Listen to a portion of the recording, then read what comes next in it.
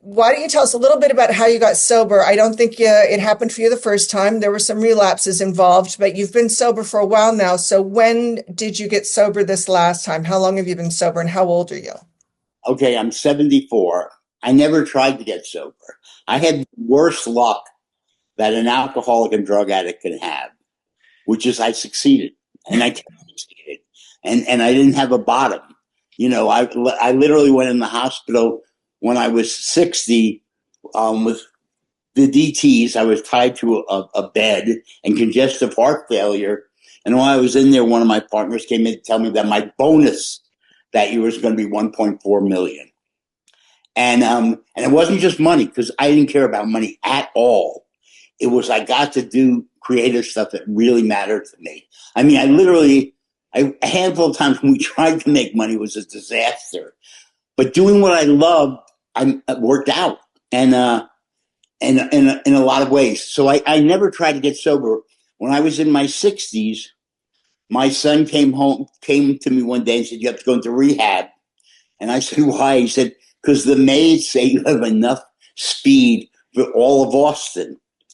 And I looked at him and I said, "Well, I have that much speed. It means I'm not doing that much," which is a junkie thing. If you're doing it, you're doing it. And he didn't think that was funny.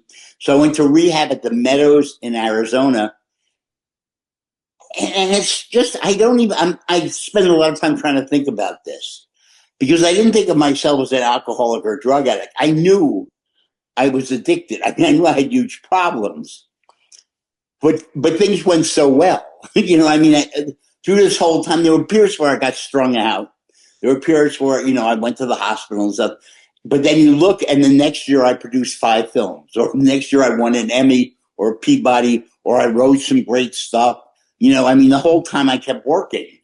And so I didn't really try and get sober. I bought a house in Cape Cod, and I came up here, and 2 very good friends of an important producer and the drummer for one of the great punk bands visited, and there was blood and vials all over the house. So I went back into rehab.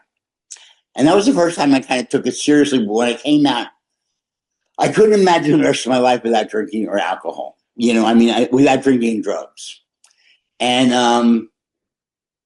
so I hired an assistant on the Cape to help me with my business matters. And my assistant just celebrated his 50th year sober. And he took me to an AA meeting in Provincetown at 7 a.m. in the morning. And that's my home group.